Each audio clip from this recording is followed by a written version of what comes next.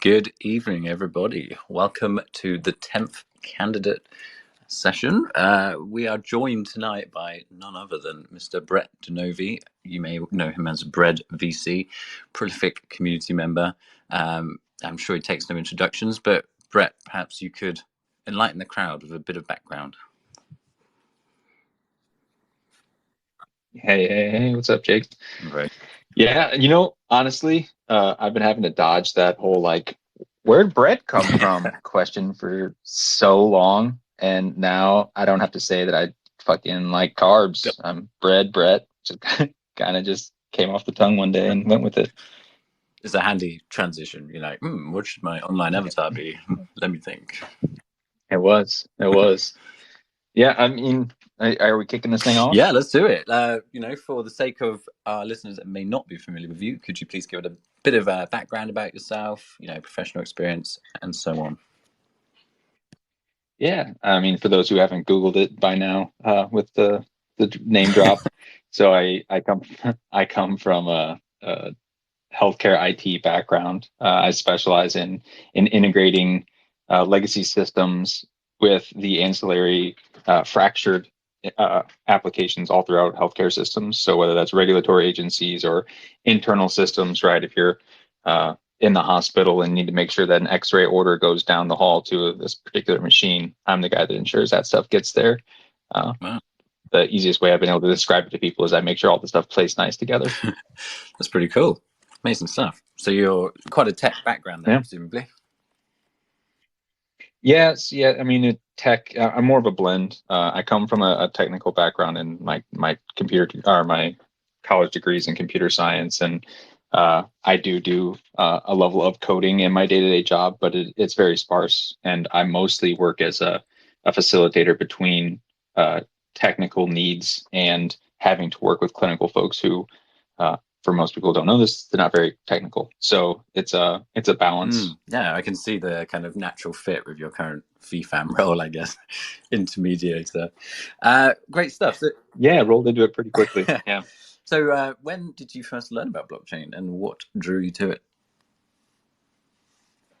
I was like most people, got involved from friends. So obviously I work in a technical industry, so I had tech friends.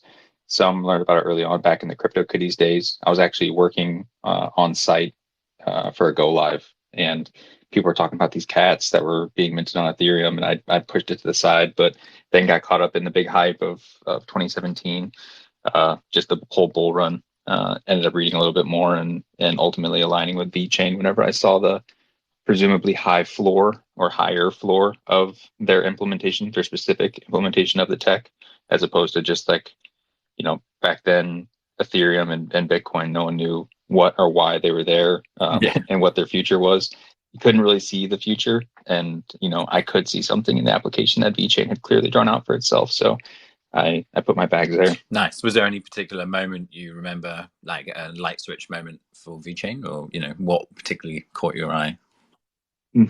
No, I honestly, if I'm being totally honest, Reddit, I was in the Reddit echo chamber, and I remember reading a thread about a guy who was like, VeChain's my bag. Like that's like, and then he started calling out, like, doing the always sunny, like drawing lines between everything. It's like Jim Byers here, and then like you got alignment here with the board of China, and then you got DNVGL, right? They have all these known partners, and there's just a lot of that. And it's like, like the vision clearly made sense, right? They were doing their own thing, and I thought I was ingrained enough that I could follow along. I think we might have been part of the same Twitter Reddit threads. No doubt. Seeing all these links. No doubt. Damn, this is a compelling case here. Great stuff. Thank you. Yep. Okay, so you've mentioned your tech background, but how did you find your professional career led you to working within blockchain? Kind of where was the crossover there? Was there much of one, or was it happenstance? Yeah, I mean, so obviously being in the healthcare industry, I've been exposed to enterprise software for, 12 years now. So just looking at that and seeing a lot of the applications that could take place across many industries, it just, it made sense. And I don't even know that direct applications to the industries that I'm aware of is what got my appeal. And to be totally honest, after the last run, I set it down, went away, and started coming back again 2 or 3 years ago, and just started, picking up my interest again. And until then, I hadn't really done a whole lot of deep diving again into all this.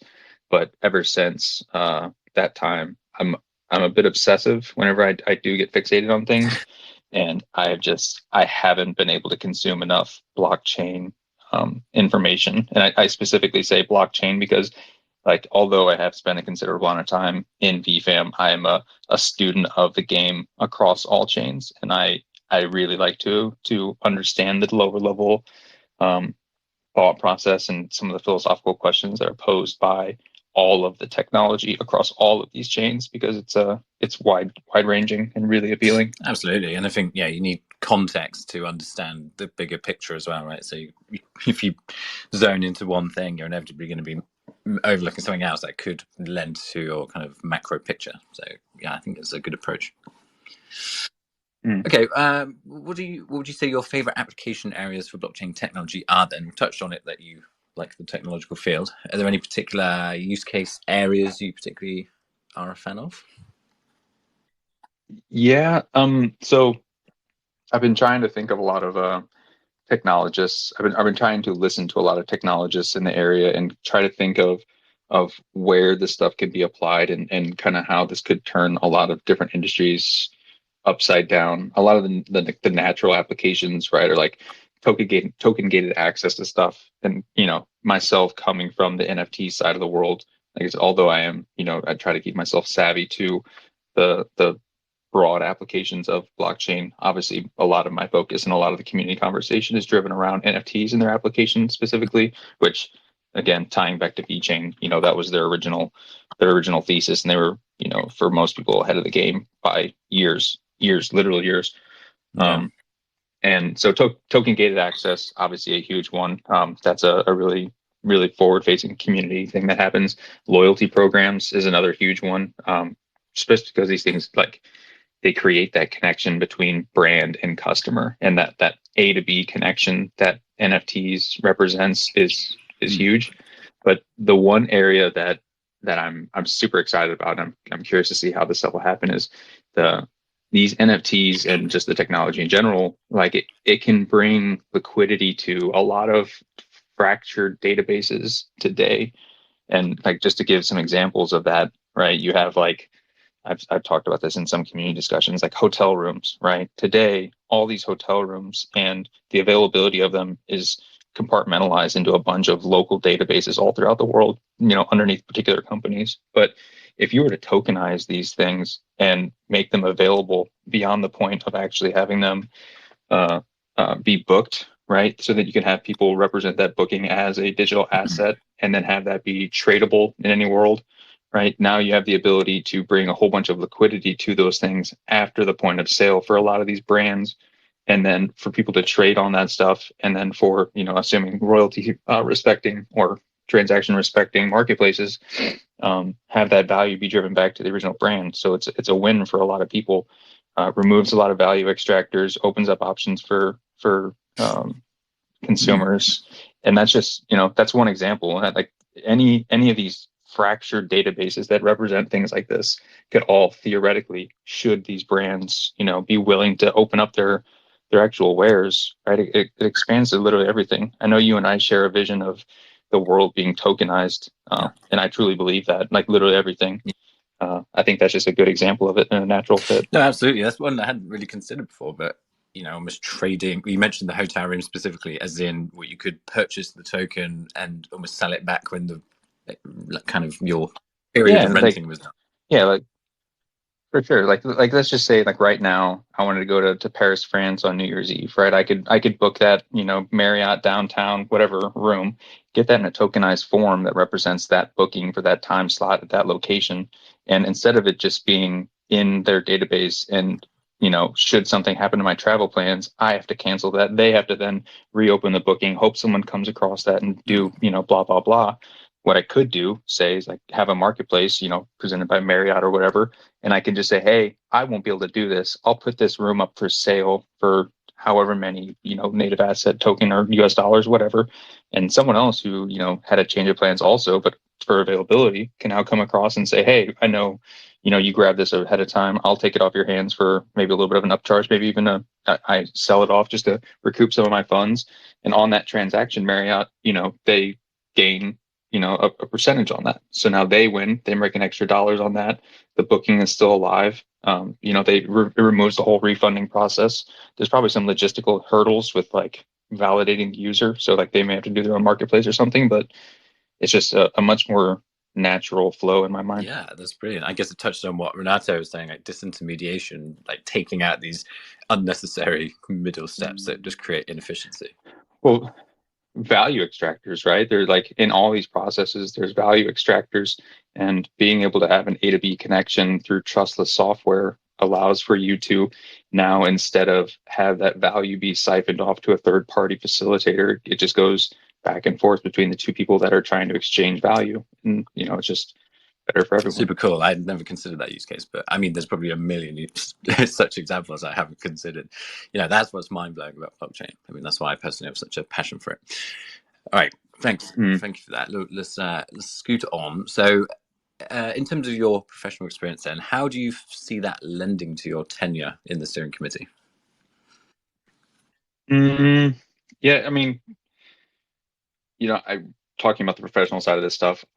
There's going to be some applications, right? Because like I said, I deal specifically with healthcare integration, and there's some natural stuff there. I know Demi hinted at it in his conversation earlier this week, but I don't view my role in this as someone who's here to bring enterprise experience and application to this stuff, because that's not what the board lacks. The board has that stuff in spades. What they're lacking is the person that links all of that shit with all of the human shit, right? Renato came on yesterday and he was talking about, wanting to now finally, after being in the game for 5 years, VeChain is in a position where they want to now take all of the heavy hitter stuff they've been working on in the background and link up with the community, encourage building, encourage participation, and like really activate us, for lack of a better term. And you guys have been doing that in spades the last, several months. We're seeing it with the UFC stuff. We're seeing it with the summit. We're seeing it with the video contest. Those things are all great, but I still think there's a very real component of like, if you're not in it, you don't know it. So like a lot of that stuff can maybe come off wrong unintentionally, because if you're not coming from the perspective of someone who's been in the trenches doing the community stuff and building community, you don't understand some of the nuances. And I think that's where my big value add is. I can have the conversations, like, I'm not afraid to come up here and talk with Peter Zhao about protocol changes and things that are happening throughout the ecosystem that I think VeChain could benefit from, because I'm familiar with that stuff and I'm technical. But my biggest value add is going to be coming up here and saying, you guys are fucking up, and being very real about that from a community perspective. No, I love it. I mean, yeah, you always need that. Again, the intermediate, the communicator, you've got your high technicalities, you've got the other, and you need the bridge. There's often that cavern between the two, right? So, yeah, I think it's a great point. So in terms of your key achievements then, as you would define them, what would you say those have been towards the VeChain ecosystem in the past? I know you had sent some of these questions so that I can kind of review some stuff. And when I was thinking about this, I broke it down into like two categories, where one, there's a technical contribution, which, I'm part of a very talented team that has built the VeSea NFT marketplace and tried to facilitate a lot of creator participation in the ecosystem. So one is just like raw code on chain. Like we got a shit ton of it, and it's high quality, comparative to other marketplaces across all of crypto. I would say that, VeChain's well positioned to have products that are, punching up well above their weight when it comes to actual like ecosystem activity. But then my other is just broad ambassador of the ecosystem, where, I try to make sure whenever I go into all these conversations that I hold across crypto, whether I'm in a Solana space or Cardano space or an Ethereum space, I'm there to try to help educate, and I'm there to have conversation, and there to try to elevate the space as a whole, but do it with being known that I'm the guy from VeChain, and then just kind of bridge that gap. And that goes inside the community too, where, I, because of my interpersonal / technical bridge that I kind of serve, I I kind of try to position myself as an educator when I feel comfortable on a topic. People ask me questions and I'll try to break it down for them, both to reinforce my own understanding and then to try to disseminate that knowledge throughout everyone, because this stuff gets technical really quickly, and not a lot of people know what they're engaging with when they do this stuff, and I try to bring that to the surface for them. Yeah, precisely. I mean, there's a fine balance of saying too much and overwhelming someone, navigating that tightrope of effective communications. Yeah, definitely something. Someone who does a lot of writing have kind of had to adapt, just perfect, like fine tune, I guess, not perfect. No one's perfect, but fine tune as an art of communication. Yeah, I tend to get a little long-winded, but I'll usually just call myself an idiot for having been long-winded, apologize, and try to summarize at the end. Well, sometimes you need the long wind, right? You get the hook, and then you deliver the long wind. Yeah, and half the time I'm searching for my own thought process. So I've learned to get comfortable up here, just kind of talking myself through a problem, and then at the end going, you know what? After having said all this stuff out loud, this is what I think. Blah blah blah, and then trying to summarize. Executive summary. Yeah, great stuff. Yep. Cool. All right. Well, as we all know, VeChain has been around for a while now. It's 2017. We've heard it called a Dino coin, which is kind of funny, I guess. Renato was good at saying that was a plus and a negative, which I mean it really is, right? I mean it's old, and like even though it's been in the game for a long time, longer than most these days. Like you saw a lot of L1s pop up this last year.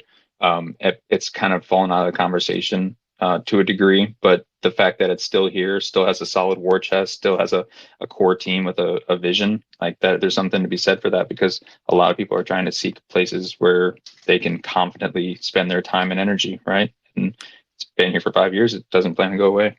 Well, no, exactly. I mean, there's been a lot of groundwork laid in that time. I do think it's a case of crouching tiger. I mean, obviously I'm biased. I'm sat on the foundation account, but a lot of groundwork has been laid, and it's that moment of pouncing that's coming. That's certainly the energy at the foundation right now, and the efforts being made.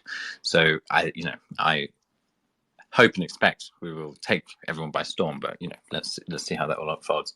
But to finish my question, sorry. No, it was a nice tangent. Obviously, it's been around for a while, and we've seen a lot of development. How, in your vision, will you kind of help the VeChain ecosystem grow and expand moving forward?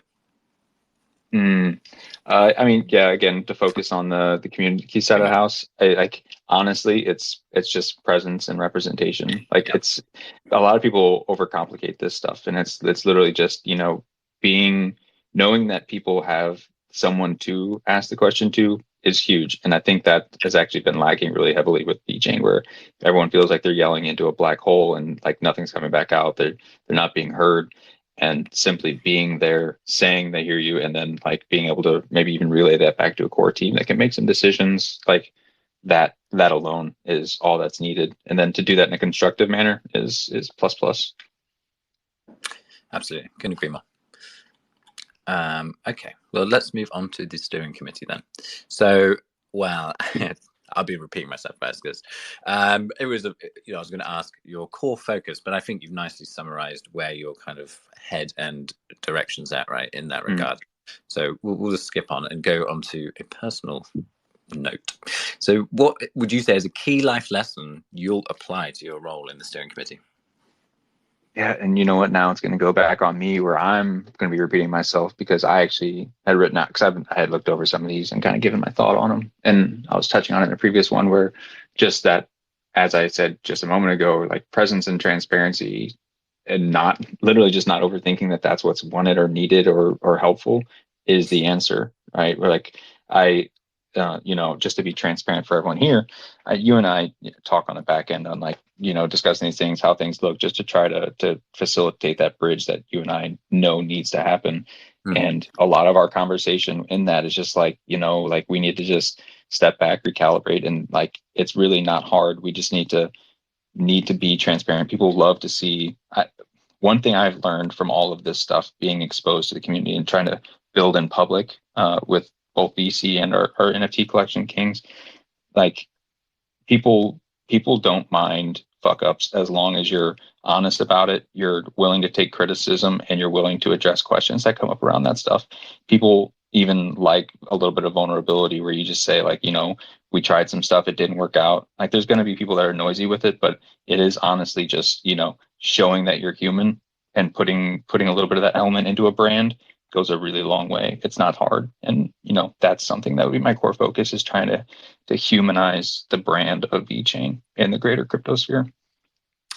Yeah, it's a great point.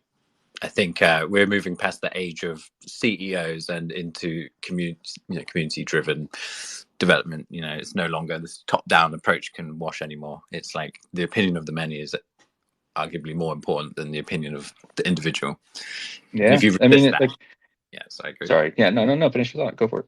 Well, yeah, just if you resist that notion in this space, you'll just get steamrolled and almost pulled apart, because no one wants to hear one man's belligerent opinion anymore. Everyone's entitled to an opinion, of course, but I've seen it time and time again where if you tied to one man's strong arm the direction, it just doesn't work. Yeah, and honestly, I think that even that is okay as long as you have an opinion. It's just often these days, especially in the non Web3 world, you see this dressed up version of brands and of people that feel like they have to go out and impress the world. And one of the really liberating things of this space is you're seeing people build stuff, but you're seeing that they're also human and that they're also willing to come out here and talk and have questions. And like, there's not that facade that's there that like of someone trying to impress other people, although that is there. Like, to say what your opinion is, have that opinion, maybe, and be flexible on it. Like, whatever, you don't have to be a dick, right? You can, have your opinion and be open to criticism on it and even adjust. And that shows that you're a big person. But like, having those, being human, being open, being present, like these things that we think we can do it like amongst our friends, you're seeing that be extended higher up the chain to people who are very powerful in the space and are thought leaders, right? They're leading projects, they're leading entire chains, and seeing that it allows or extends confidence to the people underneath them to say, that's my dude. I'm willing to go to battle for that dude or do that, right? You're seeing all mix of people. And I've come up on a few of these steering committee talks with others associated with the foundation. Peter Zhao and Sonny are great examples of this. They're great people, and like that's what's been missing. It's like like they have a little bit of a following, but whenever you see that the passion that they have for the sustainability stuff isn't some marketing ploy that the brand is just trying to align with to try to get more people to do stuff, but something that these people seem to genuinely believe in, like that wants you to come to bat for those people and contribute and pull with them, as opposed to just like throw some money over there and hope it accumulates. Like it's just a whole other element that this ecosystem being crypto as a whole has opened up, and it's needed. It's absolutely needed. Yeah, I think it's a real paradigm shift. It's quite an exciting time to live through, for sure. Okay, in terms of the steering committee's future, then obviously we've touched on some key points so far. How do you think you can help it evolve further in the future? What would that kind of look like to you, do you think? Yeah, I mean, honestly, like it doesn't have to be anything complex. Just getting community members up here to even have the conversation is a huge step in the right direction, right? Because then you have representation by different parties. I would say on top of that, just standard committee style stuff. I can impose term limits so you don't have people that are just sitting up there forever and doing whatever. You get a rotation. It doesn't get stale. So I would just say continue to expand it to extend to like the humans outside of the foundation, and then impose limits on terms so that you don't have people bogarting the actual seats. Fair enough. That's a good answer. So, assuming all goes well, you are elected. Where do you want to see VeChain's technologies go in 3 to 5 years, and how do you see your role helping that? So yeah, I mean the keyword technologies there. I'm less concerned about the technology because I feel like all of these blockchains offer enough uniqueness, and there's going to be so much pouring into a lot of these spaces that no one blockchain is going to facilitate the onboarding for every single thing. So all these blockchains, frankly, that are smart contract platforms. I'm not going to sign up for Bitcoin. I don't like that. But smart contract platforms, right? I think those are all going to go up and to the right long term because there's enough to be done there, to various degrees. But I think that's broadly going to be adopted. And I think the 3 to 5 year plan for me is less technical and more brand. I think VeChain has a very real brand issue with having fallen out of, frankly, the mouths of the rest of the let's call it normie crypto world. And I think they're missing a whole lot of action because we have thought leaders over here that are not being exposed to the thought leaders of the rest of the crypto sphere. And like, there's great conversation and great ideas that are being held over there that would stand to improve what VeChain has to offer, right? Like there's no one way to do this stuff. And it was very encouraging to hear Peter Zhao talking about, like, anytime Ethereum spits out an EIP, an improvement protocol, proposal, whatever, they're reviewing that stuff. And that's good because you need to have awareness of that. But like, there's some other stuff outside of VeChain or outside of Ethereum that are also being done that also could stand to be useful for VeChain, right? Like,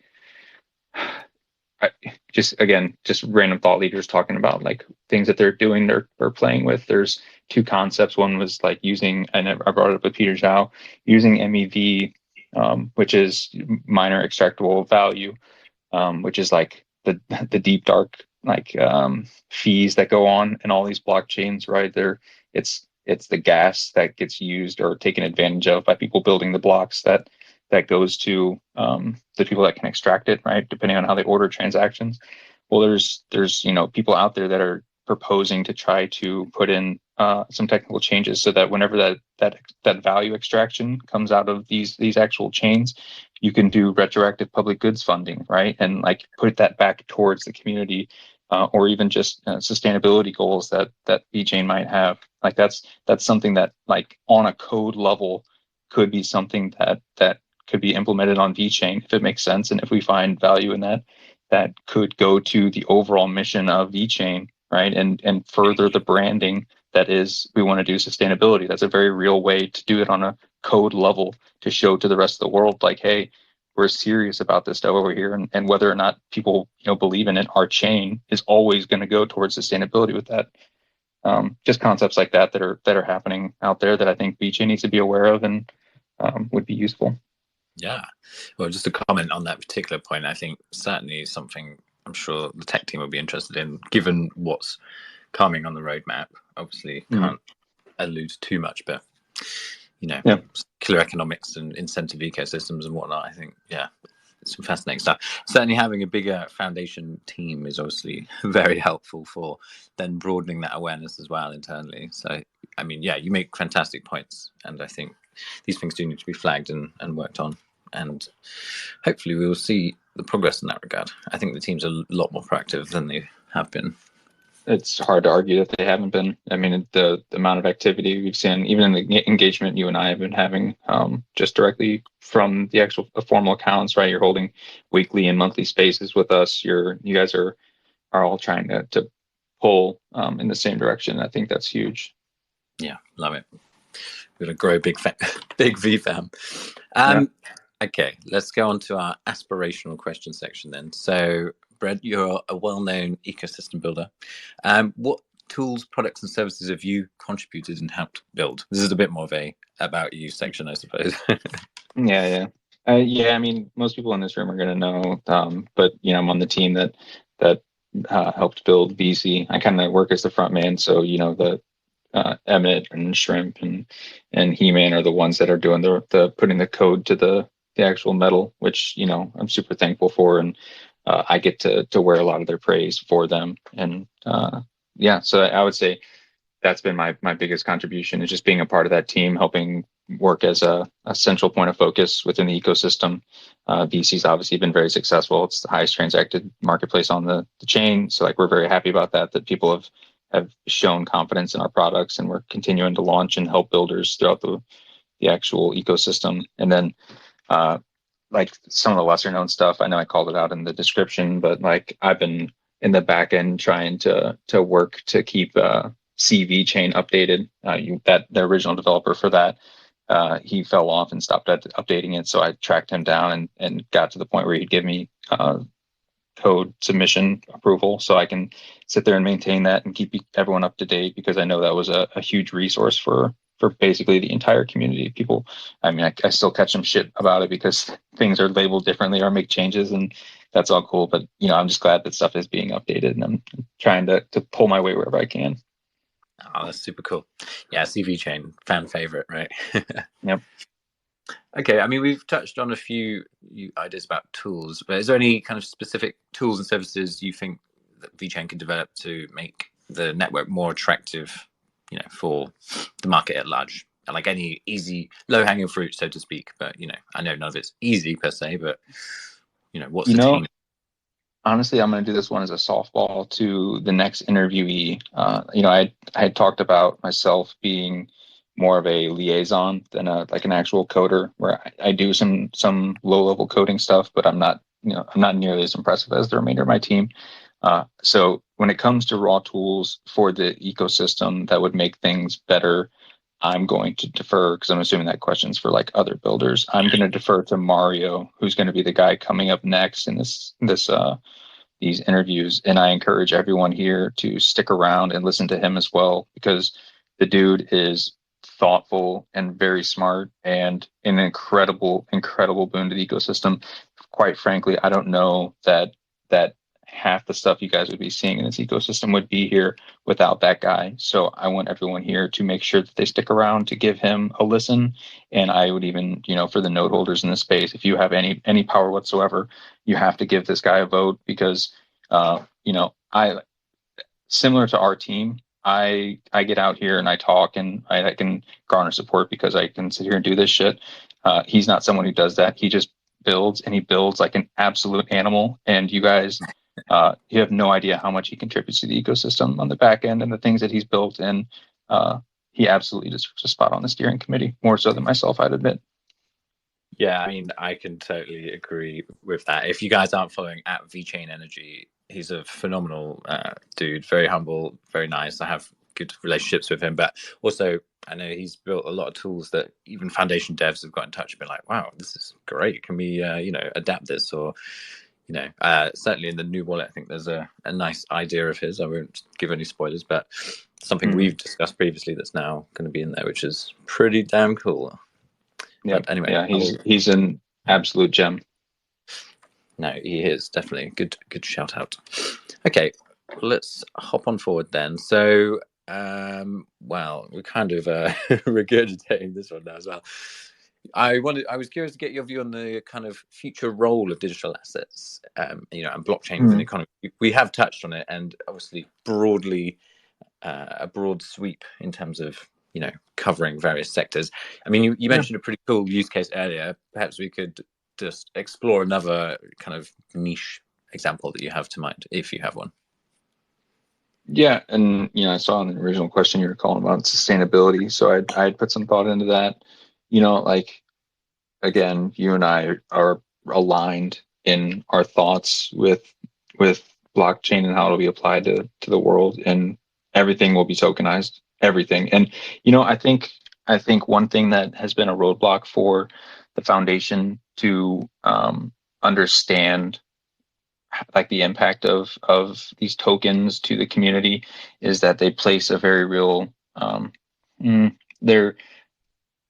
they don't realize how extensive, and that sounds foolhardy, but that like everything can be tokenized beyond even physical goods and physical track things. And like, I think they're very high level, very big. They have very big thoughts on how this stuff can work in broad enterprise applications. But on my community journey, seeing how these things are applied, it goes even beyond that, right? Like an example that kind of woke me up and it's still burned in my memory for some reason is like we had a collection that was dropped that was literally just a bunch of koalas, right? These silly things, they were kind of whatever.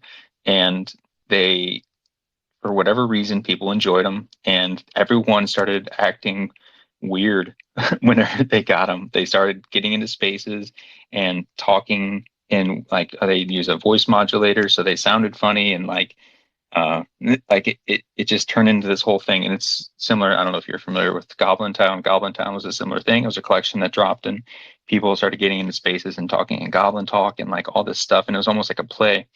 And it made me realize that like what those tokens represented was more than just like the JPEG. Like these tokens represented almost an excuse. So like they're tokenized excuses to act silly, to act a fool, right? To do something, which is something of very real value to all these people, obviously, because they're doing it. So like, just the I don't know that even answers your question of like like it's No, a it does. marketer.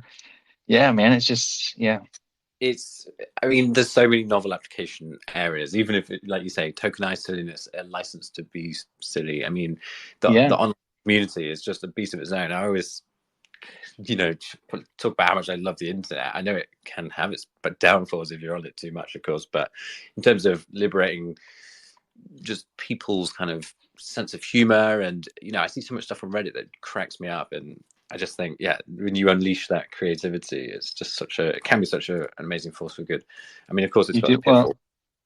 Yeah. Yeah, you can. And like I think there's something very real about having like once you're familiar with the actual ownership aspect of all this stuff, right? And you can show ownership in your wallet and have possession of something that and have that assigned to a digital item, right? That stuff wasn't natural for a lot of the older generation, but the younger generation is totally caught up with that, right? They're getting used to it with games and everything else in the world. So feeling that ownership, having that ownership of this digital thing, or maybe even now this ephemeral thing, right? With the excuses that we're talking about, unlocks something for a lot of people. And like one of the technologists that I listen to, who I recommend for everyone in the room, is Punk66952. He's a great threader. But his thing is seize the memes of production, and it's him he's getting these great artists to like create these memes and have them be tokenized, and a lot of them are snapshots in history of what's going on. And you're right, it invokes these very real feelings, just like art of laughter and sadness and whatever. It's great. It is amazing. I mean, I'm so curious about where we're at in 5 to 10 years with all of this, when it's kind of ubiquitous at that point, right? We're just entering the Mm. fringes of society, and obviously we have the crypto community, but soon that's just going to be the community, I think, because it's going to start penetrating normie life in all kinds of ways, and it's like an evolution of internet culture. It's a very fascinating time. Mm. Well, we touched on sustainability briefly at the start of my question, but now, Yeah, I didn't touch on it, so I was going to say like I did think on it, and I think just the circular ecosystem can create with being able to track proper sourcing of actual raw materials and then the reutilization of those materials, right? Like I'm up in Norway right now, and there's the company that you've had to correct on a couple of Twitter threads that it is not BMW, but it is a company that sources at least aluminum that is used by BMW, yeah, and those and they Mercedes. yeah, or Mercedes, there you go. And they do that so that they can track the actual like capture and reusal of or reusal, Jesus, of their raw materials. And that's a powerful thing because it aligns directly with sustainability. And if we're going to keep harvesting from this world, it's best to do it in the most sustainable way we can. Yeah, in that and of itself is a fascinating use case. You have your aluminium; it's a low carbon production value. Then you can tie that, obviously, when you then purchase a car down the line. Oh, you purchase a low carbon intensity, metal sourced Mm. vehicle, and you can see how these circularities start to come up. Right, you're incentivized to purchase eco goods. Producers are incentivized to produce ecological goods, and you're creating this kind of tertiary markets that are based around this activity of reducing carbon. Because as Renate pointed out, obviously the carbon market is a financial vehicle as well, which is something you don't really think about. But Yeah. carbon markets are taking off in Europe at the moment, and this will give value to this model. So it's quite a fascinating. I come from an environmental sciencey background, so it was definitely quite a revelation learning about this technology and be like, oh my god, this was the missing piece. Because we all want to Yeah. recycle, we all want to see the circularity, but where's the transparency, the culpability? tying it all together in a big picture in this holistic way. It's just impossible with data silos. So yeah, really exciting. I'm still as bullish as I was 4 years ago, and my girlfriend hates it. Still chewing her ears off every day. I think she thought I'd be done with it by now, but I think it's getting worse. Sorry, sister. No, this stuff's here to stay. And I think the most powerful thing is like you can have all that information you want, and like that stuff. It's good to have that, but unfortunately, we're humans, and just having the information by itself probably isn't going to be enough to incentivize people to do stuff. But whenever you're able to create markets out of this stuff and actually have financial benefit to being sustainable and to doing those things, that's when you start really getting traction. And that kind of goes back to that, like creating markets out of fractionalized or fractured databases, right? So all that information that may exist out there before now can actually be tokenized and then marketed or have a market created around it that really incentivizes big players to play, because now there's a financial incentive, and that ultimately is most powerful when it comes to humans, unfortunately.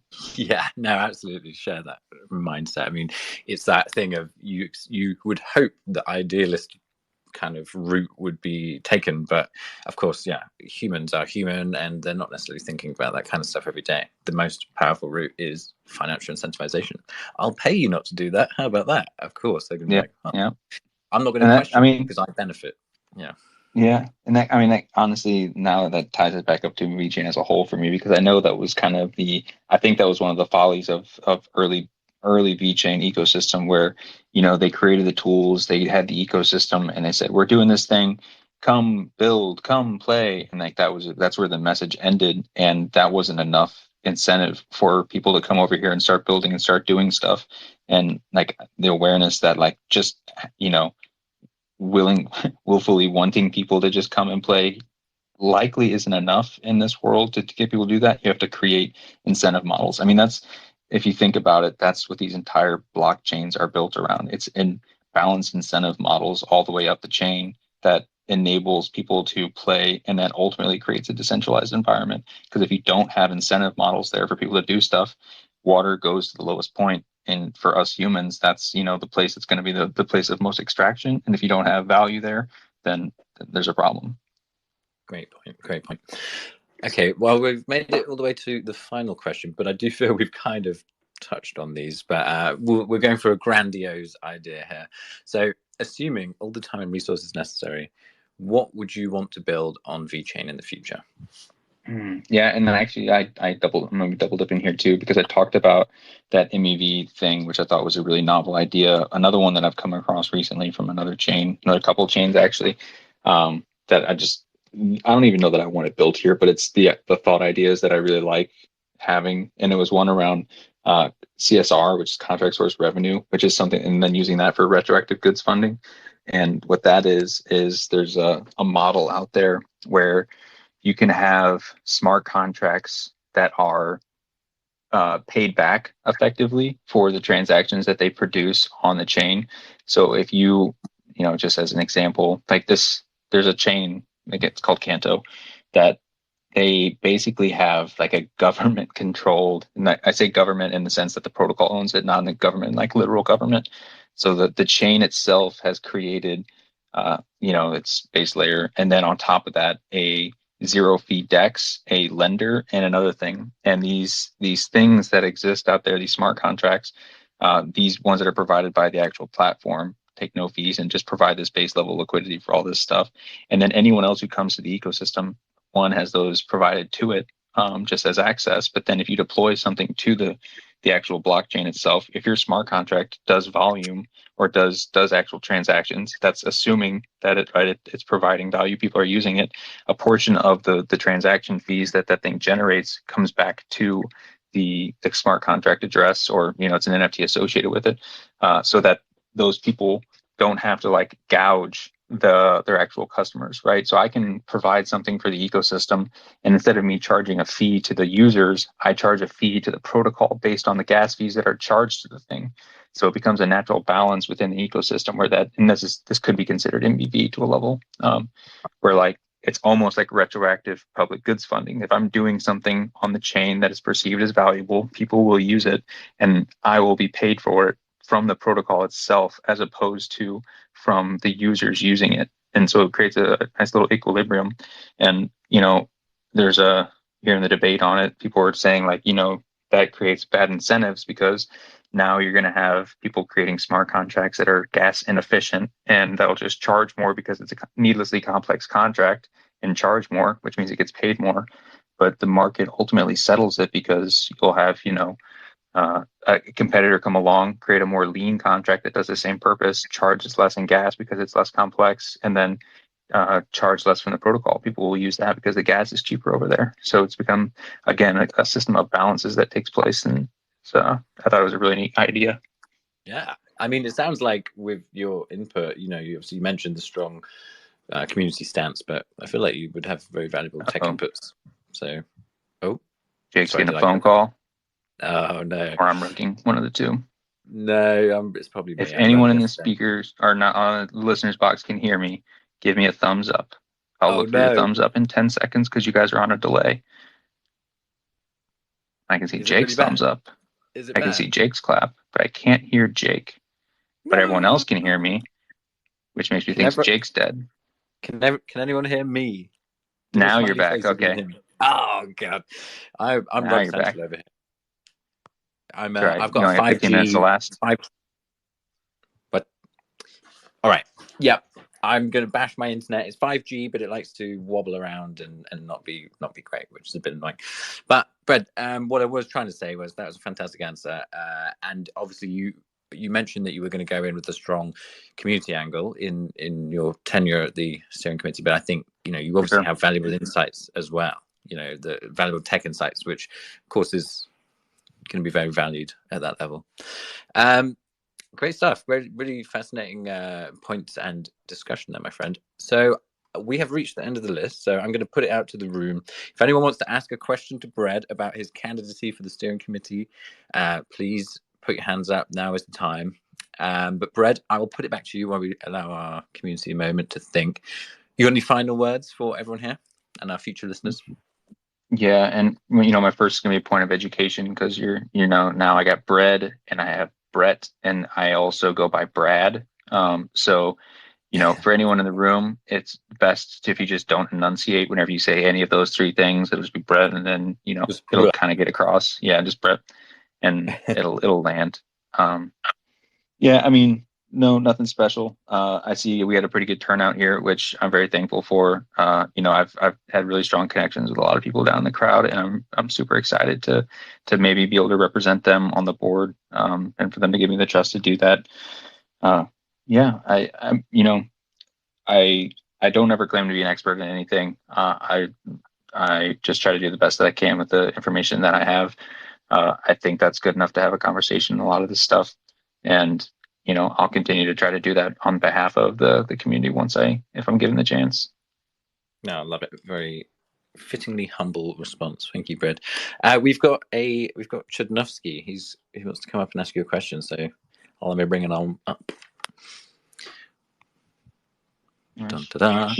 You all ready for you gotta give him a sec. You through the teleporter? Hey, how's it going, guys? Hey. What up, dude? Great stuff. I got a quick question for you, Brad. What would be something that VeChain has accomplished that you think could have been marketed more or better, or I guess just more, and you can't say fee delegation? That's my one caveat. Yeah. So that's I mean, I don't think that's a marketing thing. That's whatever. Okay. So question back to you first before I answer. Is it marketed to us as a community or marketed to the broad crypto ecosystem? Broad ecosystem.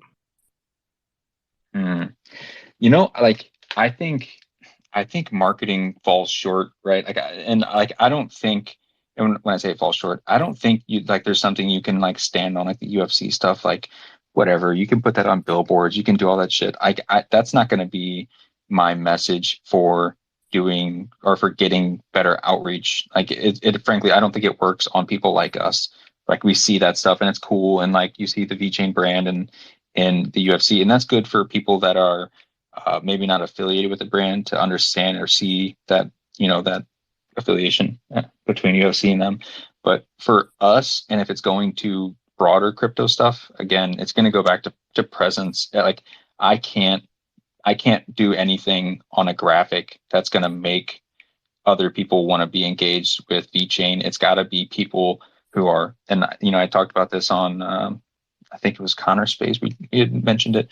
You got to have missionaries instead of mercenaries. And I feel like marketing is a mercenary tactic where you're just paying, like, as an example, the UFC fighters that do the sponsored tweet that goes, I'm fighting with VeChain. I'm going to be real.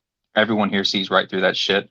I like, even if they do think that, like, none of those fighters have had any, they'll have 0.0 impact on people aligning with VeChain or people like wanting to get it more affiliated with the brand as a whole. Like that does nothing. Everyone sees right through that shit.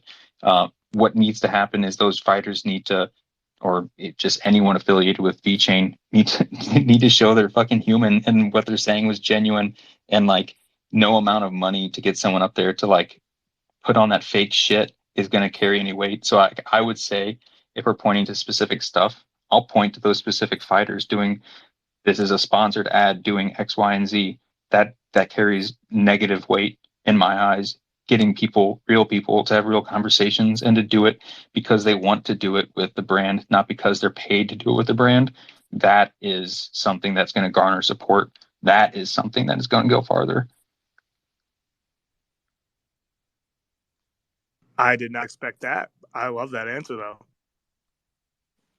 I totally forgot about those things. That I washed them from my brain the second I saw them, because you see right through it and you see sponsored ad and you go, all right, you give the little fucking the eggplant emoji thing, like, all right, jerk off, get out of here, like, done. Wash it from my brain. It's something that I don't consider myself an influencer, but it's something that I've learned from a lot of the prolific influencers, quote unquote, within the space, where like if you're doing the hashtags and you're doing the like all that stuff, like even I was doing it subconsciously. I didn't even realize it, right? You'd see these things and you'd see someone throw in 2, 3, 5 hashtags at the bottom and you go, oh, this is a bot, right? This is someone that isn't genuinely doing this shit. They're trying to market, and my brain turns it off subconsciously. I didn't even know that I was doing it, but I realized I did it after someone said it.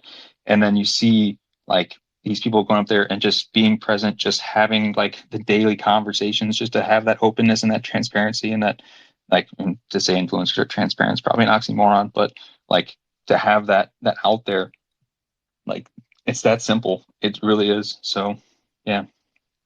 No, you're right. I wash over those. And I like, the thing that got me the most excited was when we saw the person use the QR code in that store for the clothing item. Like that was awesome. But when I don't even look at the UFC people, you're right. You're right. I like that. Great answer. Great question. And without saying too much, obviously, the UFC is not. This is all coming back on you, Jake. You paid those fighters. You're the idiot who did it. Oh my God, how do I respond? No, it's not only going to be marketing. I'm not going to say too much here, but contracts are being negotiated that are more than marketing. Put it that way. Okay. And it's a balance. There's some necessary evils out there. I get it, and like there's some level of that's needed. But I think scale should be tipped in the other direction. Or if you're wanting to get more bang for your buck, that's where it's going to come from. Absolutely. And in terms of community engagement, it's been one of the best things to happen to the ecosystem, I would argue. 100%. Fantastic stuff. Great question, Chudnovsky. Appreciate you, brother. Right. Dripshare came up next. So Dripshare, I will hand over the mic to you. And just FYI, guys, just FYI, sorry, background distraction. I'm going to be cutting it short at 6:55. So this will be the last question because I've got to get Mario onboarded and ready for action. So Dripshare, mic is yours. Thanks for having me. First time caller, long time listener. First thing I want to say is, Brad, thank you for just being like a down to earth kind of like real, like AMA that we got. Like I appreciate it, and I think it just appeals to the community a lot more. But I have kind of a two-parter question for you, and you can elaborate any way you want. So being a liaison for the greater VET community holders and developers, what would you motion to the steering committee how the foundation can entice more developers from outside of the ecosystem to come on the VeChain? And second part is, what lessons can we learn from like the Ethereum Foundation, Cardano Catalyst voting, or Algorand's Algorand's dev portal. Like, what can we take from those and bring those over to VeChain to really entice these outside developers coming in? Oof, that's a great question for 60 seconds, thankfully. I'll say for like enticing developers, like, again, we talked about like VeChain's failing earlier on was just that they didn't have the financial incentives there. Unfortunately, you're going to need a little bit of that once you have enough like inertia in the ecosystem that it naturally pulls in developers. Like, you need users to encourage developers, you need developers to encourage users. So it's a little flywheel that has to be spun up somewhere. And I think having those incentives there, whether it be financial or otherwise, I think that's a huge thing. And I don't want to steal too much from Mario because he's my boy. So I'll just use my last 10 seconds to say, stick around and hang out with Mario. You can give him a part two. It's okay. I'll give you one more minute. I appreciate your timeliness there. Okay. And then, I'm actually not too familiar with the Catalyst stuff. I do know that there is some strife there because people just don't like how it's been voted on. It becomes kind of a popularity contest. But I think there's a degree of that's just going to be present in any voting system whenever you go more and more decentralized with it. So I think one of VeChain's largest I don't want to say failings, but one of its biggest problems is that it lacks surface area for people to be engaged with, right? We have permission nodes, so you can't have node builders hanging out in the space, or at least not a lot of them, right? Only a few. There's not a lot, there's almost no governance for people that are just everyday holders, so you cut away people for that. There's just not a lot of ways for people to feel like they're contributing to the ecosystem. So I would say, even if it maybe comes at a detriment, opening that up, I know the governance model is very strict, so like maybe you can come up with an offshoot that makes sense for some of these broader initiatives, but VeChain needs surface area, like hugely. That's where it lacks a lot of the stuff. People can get into the ecosystem, but you can't get involved in the ecosystem in the same way that you can with a lot of these other chains. So like, we need that, and we need to look for ways that make sense with the design that we have, so that people can feel like they're involved, whether they hold 1 vet, 10 vet, 600,000 vet, or there's someone who likes to do hardware, there's someone that likes to code, there's someone that likes to just hold spaces. Like, we need surface area. That's how you get adoption. Tripshire, is that satisfactory? I mean, for now, but other than that, I'll just say thanks, Brett, and thanks, Jake, for actually letting me up here and not giving a not safe for work warning. Thank you, I appreciate that. Hey, no, thank you. I almost did it. Thank you for letting me up too. I appreciate you guys. No worries.